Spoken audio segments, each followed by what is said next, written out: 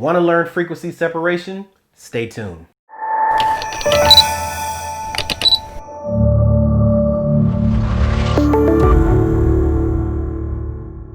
Hey, I'm Chris McNish, content creator for SweetGap Incorporated.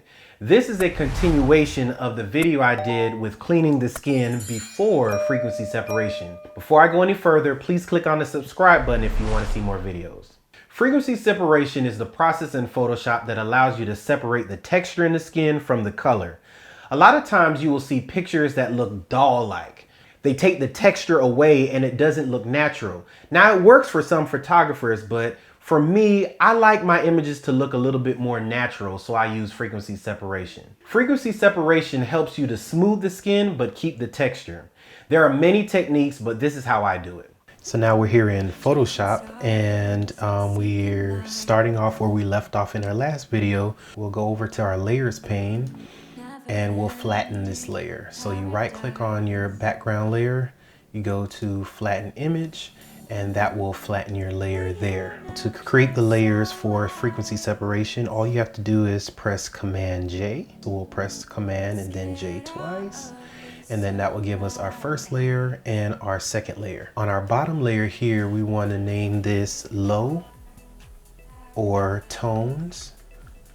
And then our top layer, we want to name high or texture. Remember what I talked about before, frequency separation separates your tones, the color tones. If you look at Tiara's face here, you'll see in the shadows you have some orange and some maybe some brown and some orange, but then when you go into the highlights you have more yellows. So when we focus on the tones, it smooths out the gradient from the shadows here all the way into the highlights, and we want to make everything smooth. So we have our low tones and we have our high texture. Okay, so what we want to do is uncheck our high texture and then let's click on our low tones. When the layer is selected, we'll go to filter, blur, Gaussian blur. So Gaussian blur, this radius that they have here is what we're using is the Gaussian blur makes this blur on the face. And the rule of thumb is to make sure that the texture disappears, but you don't want it to disappear so much that you won't see the eyes. Prime example. So right here, you can still see some of the texture as I zoom in. You can still see some of the texture, but if I bring my radius all the way to the other side, you can't see the eye, so you have to come to a medium. So I think about 14. I think when I looked at this, a 14 would be good. No texture, don't see the texture there, but you can still clearly see her eyes, her nose, and her mouth. Got that tip from Danny Diamond. And once you find your radius, you'll click on OK. We're going to click on our high texture and make sure that it's selected. And then we'll go to image, apply image. And naturally, the default, it usually has your image on merged. But what you do is you click on the drop down and you want to make sure that your layer, it goes to your low tones. So once you click on the low tones, as you can see here, and what I was talking about with frequency separation is now all you really see is the texture. You don't really see her tones, but you see most of the texture there. So it separates it with 2 layers. Okay, and here usually it will be on normal. So if it was on normal here, you'll click on subtract. Your scale's at 2 and your offset is at 128. So you'll click on OK. Your layer should look something like this. So after you click on your high texture here, you want to click on your blending mode and go to linear light.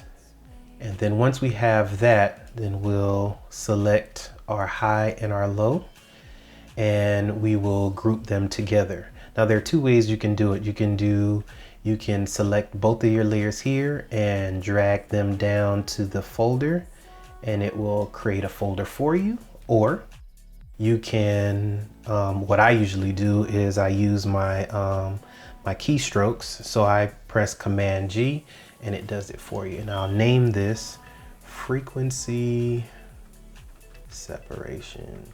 So now that we have our action frequency separation, we'll open up this folder here and we'll select our low tones. And this is where we'll focus on our color tones. And this is where we smooth the skin, okay? So there are so many ways that you can do this, but this is a quick and easy way for you to do this. So you'll go to your lasso tool. And when you select your lasso tool and you go here to feather, you want to make sure that it's 10 pixels. All right, 10 pixels. Okay, so with the lasso tool, it allows you to draw a line. And the key here is to draw a patch on spaces on the skin that don't intersect with, you know, the with any line. So for example, I would not draw this, because if I drew this, it intersects with this line and this will become smooth and you'll be able to see that. Also, I wouldn't do this. See that? Because the line of her nose is right here and I definitely won't want that to happen. So we just do it on patches of skin. In order to apply this, you'll press Control Command F. And you probably didn't see it, but as I go on, you'll be able to see more. So let's do it. So the universe alright. Let's get out of this whole life. You are paradise. Before, after, before, after. There you have it. When you're done, toggle off and on your layer to see the work you did. If you applied too much of the filter on your subject, you can go to the opacity in your layers pane and bring down the opacity. See you on the next SweetGap tutorial. Click on the subscribe and notification button if you want to see more videos.